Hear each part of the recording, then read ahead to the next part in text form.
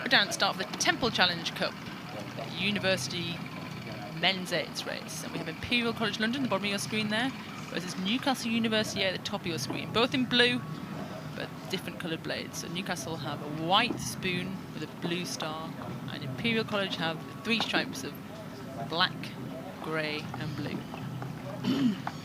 Well, I've barely recovered from our first race after lunch, Jess. The last heat of the Temple Challenge Cup between Brooks and Triton, which the Dutch, of course, ended up winning, but some late drama in that event, or that race of this event. What can we expect from Newcastle and Imperial? Well, I know that Imperial have stacked their 8 this year. This is their fastest 8 athletes in their squad. So I'm expecting big things from these guys. Newcastle, their fastest crew is in the Prince Albert and won this morning. So this is the 2nd ranked crew from the squad. So it's sort of 1 and 2 on paper, but Newcastle have one of the most revered programmes in the UK for student rowing. So this could be a really enticing and interesting battle to watch unfold. Yeah, let's see how it plays out. And it's down, guys. Sit ready. Attention. Go. Complete. Power. Power. Nice start. The first few strokes done. As I mentioned before, that power coming down in these big 8s.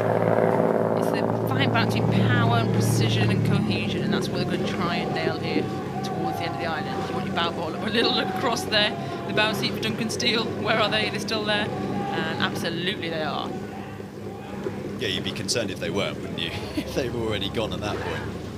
Yeah, good clean starts from both crews. Looks like Imperial might have had the slightly better of the two, and somewhat to be expected here. As I said, Imperial, this is their top ranked crew, athletes 1 to 8 in the squad, whereas Newcastle, it's athletes 9 to 6, or even 5 to, I suppose it's 5 to 12. Max Ridgewell there, the stroke of the Imperial Men's 8.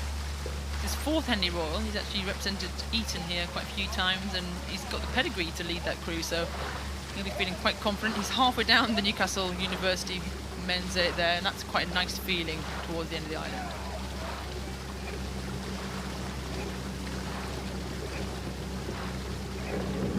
Imperial. There we go, you can hear the umpire just warning Imperial. Always interesting, I think, when a cox or a coxed boat is warned, because the cox is there, of course, to galvanise the crew, but his or her primary job is to steer the boat safely down the course. Now, if they're being warned by the umpire, my thinking is it tactical? Is that a deliberate move to try and dominate the middle of the river, to try and dominate proceedings, not only psychologically, but physiologically as well? That's always my question to coxes when they do get warned by the umpires. Is that a deliberate ploy? Oh, good question. I mean, I'd always tell my cox to steer clear of danger. It's almost too hot to handle if you're doing that kind of thing, but they are getting warned here. The cox is getting to the middle of the course. If my cox, Zoe DT or Caroline O'Connor, from my experience, had done that, I would be nodding my head, and I tell you what, I wouldn't be holding back saying get back to our station, because it costs you masses. The risk does not pay off, I promise you that.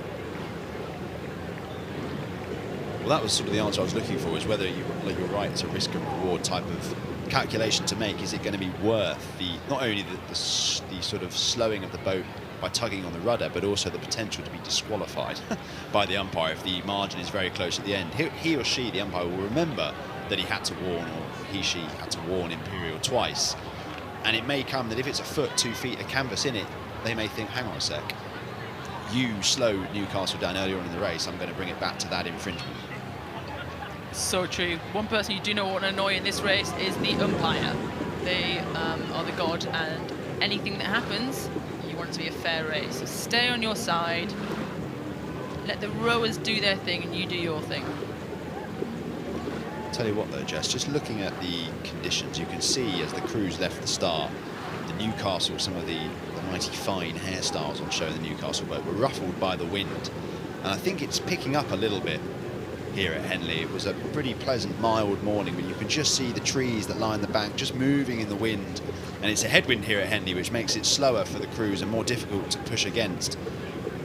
So I think the conditions are picking up a little bit and getting a bit more tricky for crews to navigate. Of course, in these 8s, there's loads of power, there's loads of physique to move the boat through the water, but it does make it more complex for crews to navigate. But you can just see here as the 2 boats make their way towards us and pan out, Imperial now having established a relatively comfortable lead. I think they've got clear water over Newcastle.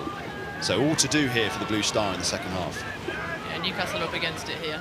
That Imperial crew coached by Peter Hardcastle, 3-time Australian Olympian.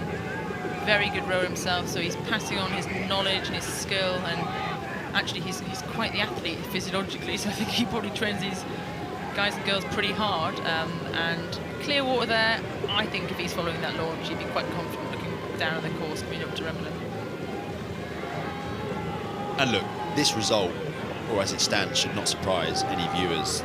These crews were some 8 places apart. Bucks Regatta, Imperial were 3rd, of course, in the final, the A final and Championship 8s, and this Newcastle crew were 5th in the B final. So I think, you know, we always expected Imperial to come out on top, but Henley throws up surprises. Henley can make, you know, people who are not as strong into heroes and do the reverse to others. So fundamentally, it's not always a case of us simply looking at the form book and assuming that one crew are going to win, but Imperial making sure that there's no upsets on the books today, rowing strong, rowing long, and making sure that they're booking their place safely through to Saturday and semi-finals day. Absolutely. You have to remember with this Imperial crew, and all crews that are voting for Putney have spent the majority of the year training on a tiny little loop, so it's been probably the most congested bit of water after my home water, Durham Weir, which is about 20 million boat clubs over 2K, but these guys probably can't have trained for longer than a couple of minutes. With the stream, you can do the course in about 5 minutes before you have to stop and turn around through that closure of Hammersmith Bridge. It did open about 3 weeks ago, so they've had 3 weeks of actually keeping the heart rate up longer than 5 minutes for the past few weeks, so maybe it's paying off for them now. In my head, all that means is longer ergos, which, let's face it, no one wants to hear.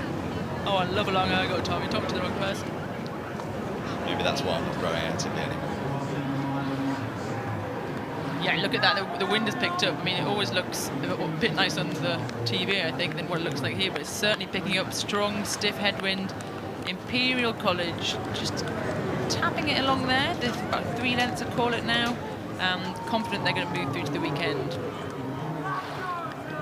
And with Brooks exiting the competition perhaps a little prematurely, this one's blown open. I think Brooks were the favourites coming in, but the 2 Dutch crews have made it through to Saturday plus Imperial. This is going to be really, really interesting to watch unfold now. We had unfortunate events in the Brooks A.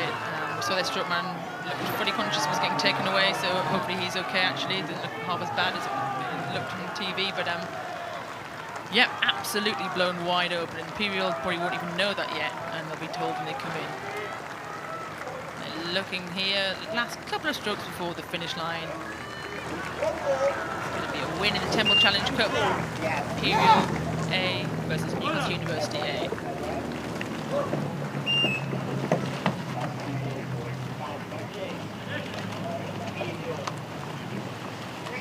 Newcastle.